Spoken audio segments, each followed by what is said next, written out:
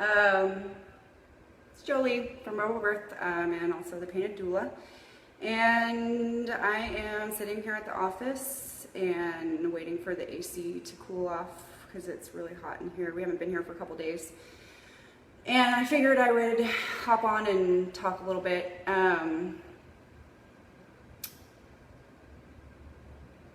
Sorry if it takes me a little bit to get through what I have to say.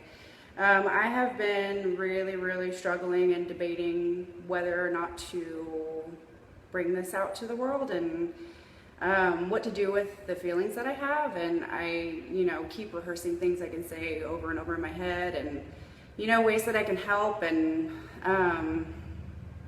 finally I just decided to just get on and say some things. So I guess getting right to the point, Jimmy and I, my husband, Jimmy, most people know that, some people don't. Jimmy and I just went through our 6th miscarriage last week, and there's a lot that surrounds that for us. We've been really public about our journey on the path to becoming parents, which of course is something that we want to do from the beginning. If you don't know our story, I can tell it to you in a nutshell. So 4 years ago, 4.5 years ago, right before our wedding, we got pregnant for the first time. It was really easy. We decided that we would, we were like, I think the conversation went, we're getting married in a few months, we might as well start trying now, because for a lot of people it takes a while, and maybe by the time we're married for a few months, we'll get pregnant and have a baby. And what happened was we got pregnant immediately, which of course I had a major freak out because I had this gorgeous wedding gown that was tailored to my body, like perfectly. And also I was going to be a bridesmaid in another wedding, my friend Natalie, in her wedding a month later after my wedding. So it's kind of like, okay, well, didn't expect that to happen. We were really excited though, and really happy. And we kind of got on the ball, and we immediately hired a doula, which of course is my business partner, Kathleen. We started doing all the research, started doing all the reading, started making plans. We had names picked out, everything. And then actually on my birthday, I started bleeding. I immediately called Kathleen and asked her what I should do, and went to the doctor, and long story short, the pregnancy ended, and I had a miscarriage. So it was hard. It took a year for me to feel like a person again. There was a lot of, guilt over the way that I felt. My pregnancy was not very long. Being in the field that I'm in, I see a lot of stuff, and, I see people that have miscarried at 20 weeks. I've seen people that have, had stillbirths, and, I know people who have lost their babies. And, sometimes I would kind of ask myself, is this really as bad? And of course, Kathleen always reminds me that a loss is a loss, and that I'm allowed to feel the way that I feel. Just sometimes with miscarriage, it kind of, your feelings kind of are always evolving. Over the course of the next couple of years, we had 2 more miscarriages, very early in the pregnancies also. One of which we didn't even know. We had actually went to a reproductive endocrinologist at Houston Fertility Institute. It was my first visit. When I started my period that time, we said, okay, let's make an appointment. We made an appointment. They did some initial blood work, and they called me at, I think it was like 8:30 that night, and they're like, hey, so you're pregnant. And I'm like, okay, but I'm on my period, so what does that mean? And they're like, well, it could be that, you're having implantation, something, it could be that this is viable. So, of course, a couple days later, we found out that it wasn't. And we started the process of IVF. That was really hard. We did 2 surgeries, a hysteroscopy and a laparoscopy. They did some things. They found that my tubes were like not blocked, but kind of stuck, the walls of them stuck together. So she literally, this is how she explained it to me. She went in and stretched them out and opened them up.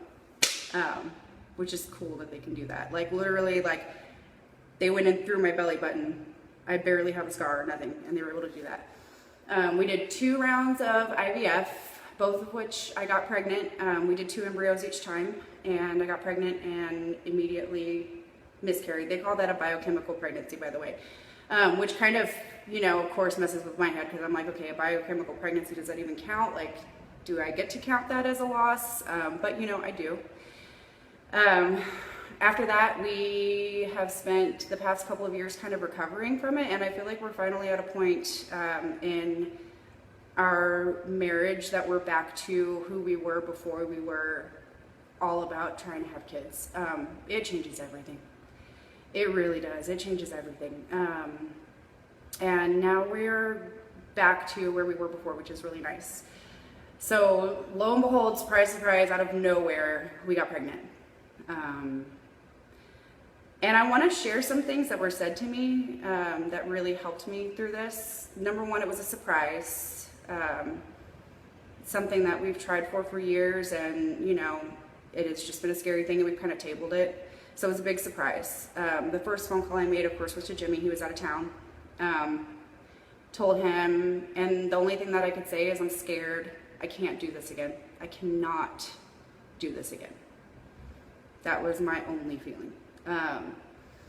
The next phone call I made was to my friend Rowan, who is in midwifery training, hashtag Rowan's Big Fat Midwifery Training. Is that the hashtag? I think it is. And I asked her, you know, are you far along in your enough in your training to be my midwife? And the answer was that she could pretty much manage a lot of my care, but she still, like, you know, I of course needed to be under Shannon, which Shannon's awesome. Shannon's still Horn, I love her.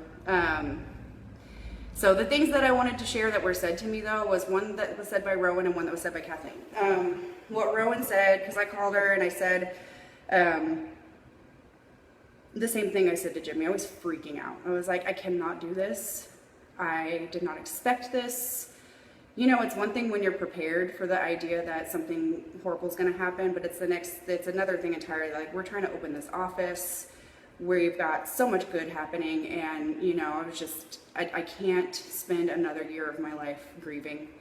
I can't spend another year of my life trying to pick up the pieces of the person that I was and am. And I was freaking out. I felt like maybe I didn't even want it. I don't know. And what Rowan said was that, you know, that you can't explain the reason why this has happened. You can't explain the reason why this spirit has chosen you and how long they're going to stay, because it's not up to you. All you can do is be a good hostess. Take care of your body, take care of your baby, do everything you can to be a good hostess for the time that this person has decided to be with you. And I took it to heart and immediately just started doing everything I could, okay? The next call I made was Kathleen. Of course, in the meantime, I'd texted my mom and sister. No, I think I called my mom and sister first. But I called Kathleen and went over to her house, and I was really happy when I got there. Really happy. I was really excited, and you know, I was saying things like, you know, what it would be like to be pregnant in the wintertime, and you know, just a bunch of things. And then I just stopped and I said, I shouldn't be making these plans. I shouldn't be feeling like this. I shouldn't be so happy. And I need to temper my excitement and, you know, just relax. And we don't know what's going to happen with this. And, you know, no matter what, I need to be ready to be devastated. And Kathleen said, no, you're allowed to be happy, because no matter what happens, if this pregnancy isn't viable, it will be just as devastating. If you spend the time that you have it scared, if you spend the time dreading something that might be inevitable, it is going to be just as devastating as if you were happy. So just be happy. Just let yourself enjoy this and accept this. And I did, and it was great. Jimmy and I both did. We, you know, again, made a lot of plans, and you know, we were planning our home birth with Shannon and Rowan. We were planning, you know, again, names. Like, I've actually stuck with the same names the whole time. It's crazy, and they're awesome. Maybe one day you'll get to know them. And then when I did the blood test, my numbers were wacky. My HCG was a little lower than it should be for the time that I was. So we did a couple more blood tests over the week, and then on Friday of that week, Shannon called me first thing in the morning, and she said she texted me first thing in the morning and said that it looks like we can confirm that this is a miscarriage. She offered me all the support that she could, and you know, I was kind of in shock. And we're getting to the reason that I'm sharing this too. I know it's TMI, it's a lot of information.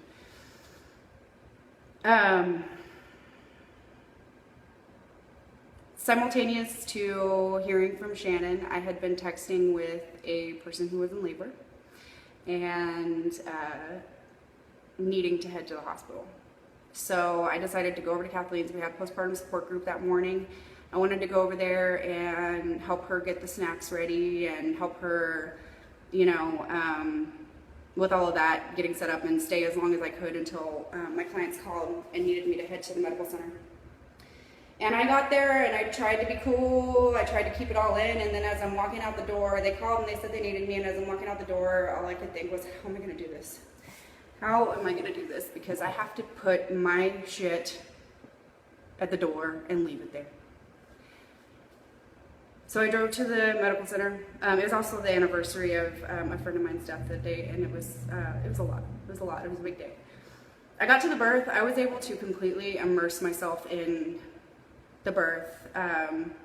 When you're at a birth as a support person, it's not about you, and it is so easy to just forget. It is so easy to just forget what's going on and kind of just put all of your emotion into that, which I was able to do. I was surprised.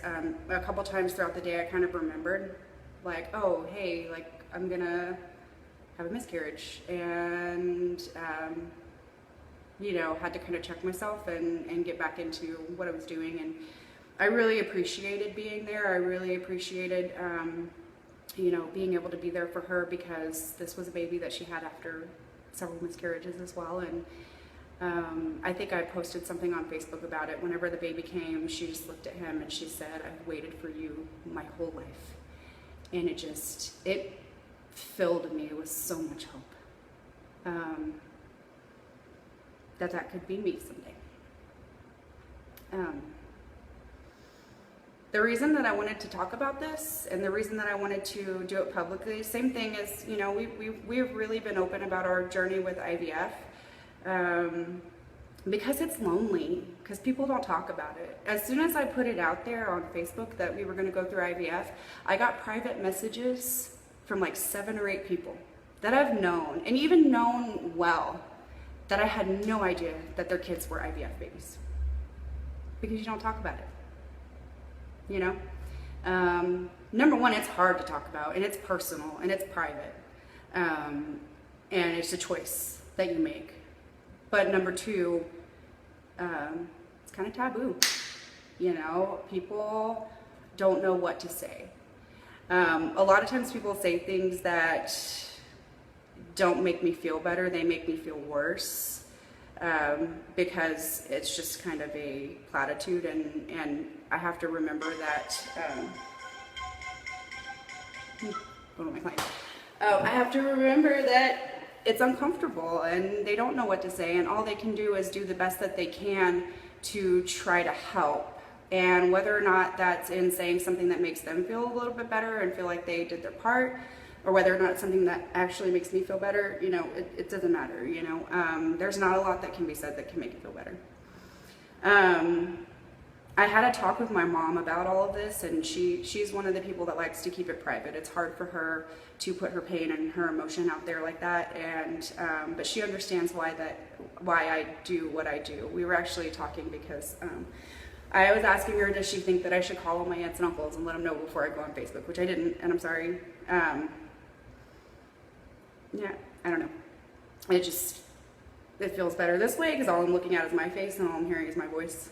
I don't know. Anyway, what I want to do is I want to channel my pain into support, if that makes sense. One of the biggest things that helped Jimmy and I when we did IVF was that we had a friend who had been through it. And she sat down with us at lunch at Empire Cafe, and she told Jimmy and I all of the things that suck. Be prepared for this, be prepared for that. You don't get that at the doctor's office. Not because they care any less, but because that's just not, they're not gonna sit down and say, you know, you might feel like you are crazy. You might feel like you're not yourself, you know, things like that, because of all the drugs. And it was really good to have somebody that had been through it before and was able to say, look, this is everything that this involves, and this is everything that you have to commit to being okay with if you're gonna do this. And you know, we went home and really talked about it. We had to talk about whether or not we were strong enough to go through that, whether Jimmy was strong enough to give me all the hormone injections and deal with how crazy I was, which I was, and it was unavoidable. It was just madness. Yeah. So I want to start some sort of support group. I've entertained the idea of maybe adding infertility to my doula packages. I don't know what that even looks like. You know, supporting people through IVF. I mean, when you're going through IVF, you go in and you have a vaginal ultrasound every other day. It is intense. Intense. You know, letting people know what to expect. Also through loss. Miscarriage is so lonely. Even people that understand don't understand. You know, Jimmy and I talked on Father's Day. He went to an event for work and somebody asked him, do you have kids? And he said no, and the guy said, thank God for that. And he just, when he told me, his face just, you know, he was broken, you know, and sad. And you know, he said, this should be my day. And I said, it is your day. 6 times we've made a baby. Actually, 8 times, because the 2 rounds of IVF, we had 2 embryos. So 8 babies, 6 miscarriages.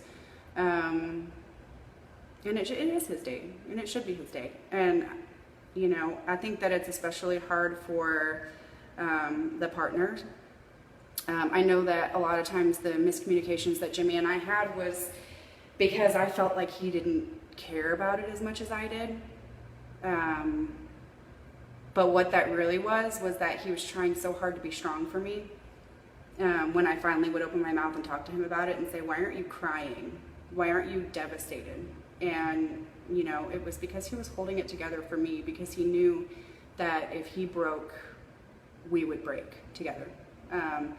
And we did sometimes. And I think that it would be really nice if we could start something here at you know, our office. I mean, we've got, I keep saying 4 walls, but we have a lot more walls than 4. We have 4 external walls and a bunch of internal walls. And somewhere within all those walls, maybe we could bring together dads and partners, of course, not, it's not always dad, but partners that, you know, need the support too, and they're spending all of their strength and all of their energy supporting, you know, their wives through trying to be pregnant, and that they just get lost. The help that they need just completely gets lost in translation. You know, I'd like to know if anybody would be interested in that. I would like to know, private message me or comment on here. I can't see comments right now. I don't know if anybody's commenting, but I'm on my iPad. I don't know if that makes it different. But yeah, I would really like to know if that's something that there's a need for, to have maybe a monthly, bi-monthly, weekly, whatever kind of support group here that, you know, partners can come in and talk about, you know, not only what they're feeling, but also how they can help, and maybe share some ideas with each other, and maybe even like groups for couples, whatever it is. Y'all let me know what would help. I know that I'm not alone. The reason that I share about this stuff is because if I didn't, I would let it consume me, and that's just the person that I am. I know who I am, very emotional, and if I don't let people know, then I will drown in my pain. Having the office has been really good. I've actually kind of overworked myself with painting and stuff, because it's something that I can put my energy into. I think I'm rambling. I actually know that there was like a million other really pertinent things that I want to say, and I will say at some point, but right now this is kind of weird because I'm looking at myself and talking to myself and for people. I don't know who you are, but hi. I think the point that I've made, is that it's fucking hard. And we need to support each other. And I would love to have something here. I don't know what it is. You tell me what it is that would help you and make you feel like you weren't so alone in your pain. One of the things that people say a lot is that at least I wasn't that far along. At least there's a lot of at least. Do you know this about people? Anything that begins with at least, it doesn't help ever. At least nothing. You can't help it. Yeah, there's no at least. And wherever you were in your pregnancy, your pain is valid, and it's not any less than anybody else's. I struggle with that a lot. I compare myself to other people who have had bigger losses than I've had, and I have tried to tell myself to stop it. And every time I do that, I end up like having some major breakdown over something stupid, because it's just everything that I've bottled up, because I don't allow myself the permission to be in pain, and I don't think that I'm alone in that, although I know that I do handle things a little bit differently than most people on a pretty consistent basis.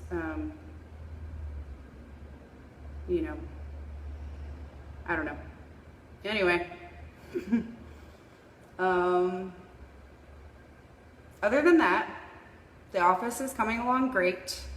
I think that we are going to do some really great things here.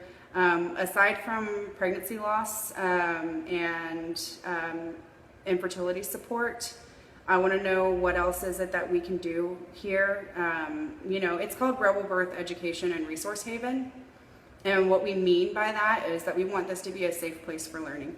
We want this to be a place where you won't be judged for any choices that you make. We are not going to bias the things that we have available to you. Nothing will be based on bias. We'll be open to everything. It'll be a place where you can come and talk about things and not feel like you need to be a certain way or say a certain thing or choose a certain way to birth or parent your child.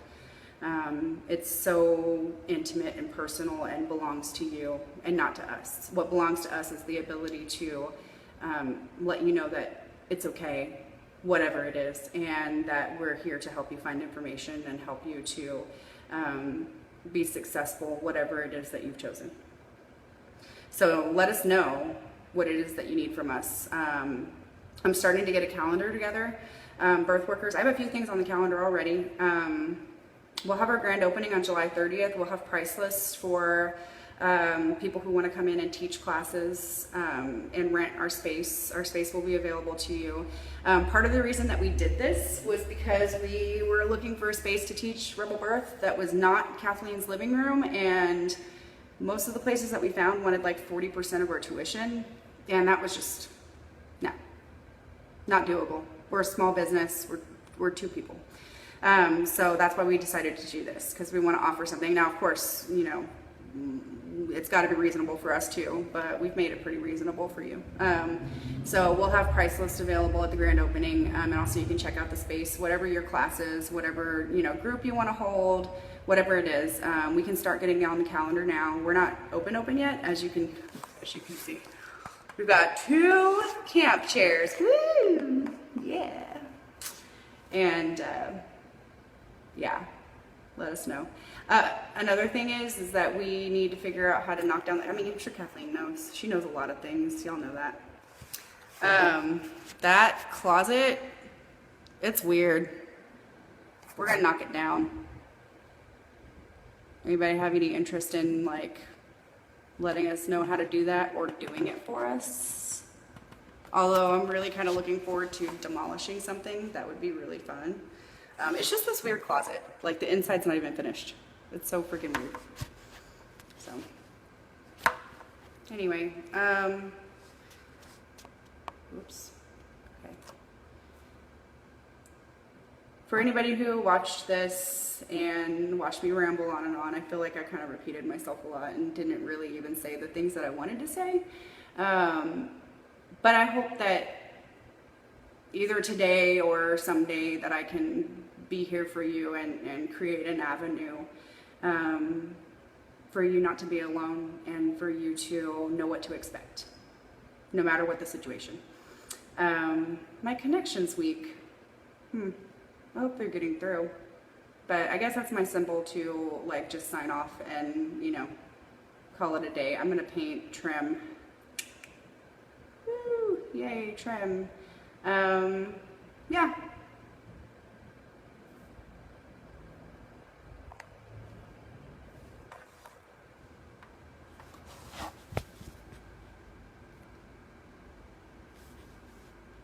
Why won't you finish? Come on. I'm trying to hit the finish button and it doesn't want to hit. Finish.